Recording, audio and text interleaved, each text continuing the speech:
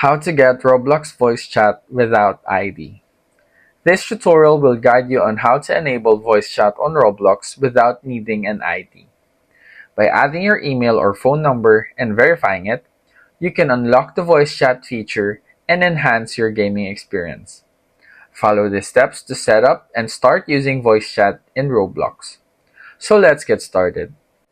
So first, open any web browser you want to use, like, for example, Google Chrome, Mozilla Firefox, or any web browsers that are available on your phone. After you open any web browser, click the search bar and type roblox.com.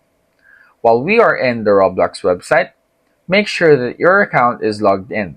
As you can see, mine is already on the Roblox website and already logged in.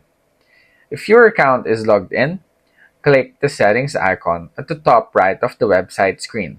The menu appears. Just click the settings tab so that we can proceed. From here, make sure that you are in the account tab.